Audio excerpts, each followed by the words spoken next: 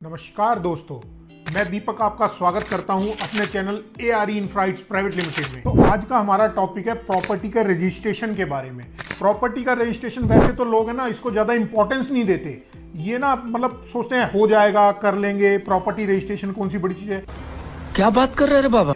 लेकिन अगर इसकी आपको पूरी जानकारी नहीं होगी तो आप बहुत नुकसान में जा सकते हैं। चल झूठा। कोई भी पॉइंट मिस ना करें और वीडियो अच्छी लगे तो वीडियो को लाइक कर दें और हमारे चैनल को सब्सक्राइब कर दें। तो चलो वीडियो को स्टार्ट करते हैं। हमने वीडियो को आपके लिए दो पॉइंट्स में बनाया है। एक है बिफोर म्यूचुअल डील, जो कि आप डील लेने से पहले के पॉइंट हैं, और एक है आफ्टर म्यूचुअल डील, जो कि आपके डील लेने के बाद के जरूरी पॉइंट्स हैं। तो हमारा फर्स्ट स्टेप है बिफोर म्यूचुअल डील। इसके अंदर अब पहला पॉइंट मैं आपको बताता हूं, अगर आपने लोन लेना है तो उसका हर एक एंगल जांच लीजिए कि आपका लोन होगा या नहीं होगा, कितना आपको बैंक लोन दे सकता है या कितने लोन की आपको रिक्वायरमेंट है। अगर वो सब फुलफिल होता है तो आप आगे बढ़िए। तो इसमें सेकंड पॉइंट जो आता है वो बहुत इंपॉर्टेंट है।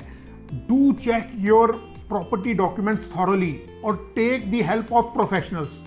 दोस्तों, अगर ये आपको ट्रांसफर हो सकती है तो आप इसके खरीदने के लिए जाइए, और अगर ये ट्रांसफर ही नहीं हो सकती आपको, आप इसकी सेल डीड नहीं करा सकते, तो आप इसको खरीद के करेंगे क्या। अब इसमें आ जाता है हमारा तीसरा पॉइंट है कि अगर ये ट्रांसफरेबल नहीं है तो क्या आप जीपीए पे खरीदोगे, जो कि होती है general power of attorney.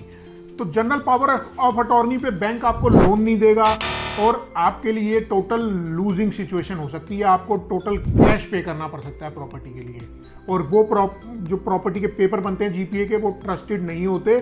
500 rupees के पेपर्स कभी भी ट्रस्टेड नहीं होते प्रॉपर्टी खरीदने के लिए। अब हमारा दूसरा स्टेप आ जाता है after mutual deal. After mutual deal का मतलब आपने अब डील कर ली है, अब आप अपने लोन का प्रोसेस फटाफट कंप्लीट कर लीजिए अगर आपको लोन के लिए जाना है, या फिर अगर आप कैश ले रहे हैं तो आपके बैंक के अंदर मेक श्योर जितनी आपको पेमेंट करनी है वो अवेलेबल होनी चाहिए विद दिस स्टिपुलेटेड टाइम। तो दोस्तों, दूसरा पॉइंट ना बहुत इंपॉर्टेंट है। मतलब आप चेक कर लें whether your seller paid electricity dues on time, property tax, whether any society dues is pending और नॉट। तो हमारा तीसरा पॉइंट आ जाता है, इस सब के बाद आप स्टैम्प पेपर परचेज कर सकते हैं स्टैम्प ड्यूटी भरकर, जो कि दिल्ली के अंदर 5 से 8% है, और आप अपनी स्टेट में चेक कर सकते हैं कि आपकी स्टेट में ये कितनी है। ये गवर्नमेंट टू गवर्नमेंट और स्टेट टू स्टेट चेंज होती रहती है। आवर फोर्थ पॉइंट इज, तो हमारा चौथा पॉइंट आ जाता है, after purchase the stamp paper you must apply for an appointment with your local sub registrar or district sub registrar. Our fifth point, after scheduling an appointment you must prepare a draft deed for seller and purchaser. हमारा 6th point है, ये बहुत important है और आपको अपनी draft deed के अंदर ये पॉइंट जरूर जरूर जरूर चेक करने हैं, और ये मैं अपनी स्क्रीन पे भी लगाए हुए हैं और आपको डिस्क्रिप्शन में भी डाल दूंगा, आप वहां से भी देख सकते हैं। तो सबसे पहला पॉइंट जो आपको चेक करना है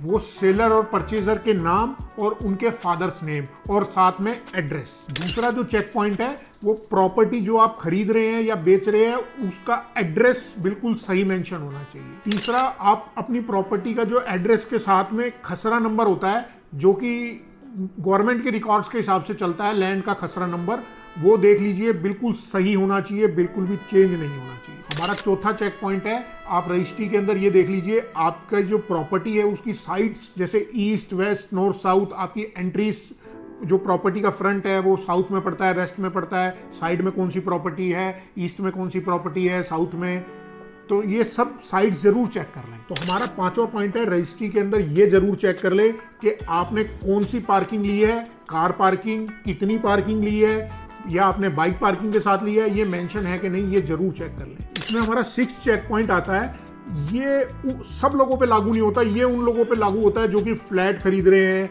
या फिर बिल्डिंग के अंदर प्रोपोर्शनेट राइट खरीद रहे हैं। तो आपका कितना प्रोपोर्शनेट लैंड के अंदर राइट है वो जरूर चेक कर लें। जैसे कि 4 फ्लैट बने हुए हैं एक बिल्डिंग के अंदर, तो जो अगर मैं एक फ्लैट खरीदता हूं तो मेरा बिल्डिंग के अंदर प्रोपोर्शनेट राइट 1/4 का हो जाता है, जो कि होता है 25%। ये मेंशन है कि नहीं, ये जरूर चेक कर लें। तो ये थे हमारे कुछ जरूरी चेक पॉइंट्स। इसके बाद आगे बढ़ते हैं। हमारा 7th पॉइंट आ जाता है, ट्रांसफर। आप जितना भी पेमेंट है आपका वो ऑनलाइन ट्रांसफर कर लें सेलर के अकाउंट में, और उससे अपने जो पेपर्स हैं, प्रीवियस चेंज हैं, वो आप कलेक्ट कर लें। और अगर आपका लोन है तो बैंक जो है सेलर से वो पेपर ओरिजिनल अपने पास ले जाएगा, प्रीवियस चेंज, और आप उसकी ज़ेरॉक्स अपने पास रख सकते हैं। अब हमारा 8 पॉइंट आ जाता है जो कि है reach sub registrar office 30 minute prior to your appointment. 30 minute पहले पहुंच जाएं अपनी अपॉइंटमेंट से रजिस्ट्रार ऑफिस में। तो हमारा 9 पॉइंट आता है। इसके बाद आपको सब रजिस्ट्रार के सामने पेश होना है, प्रेजेंट होना है।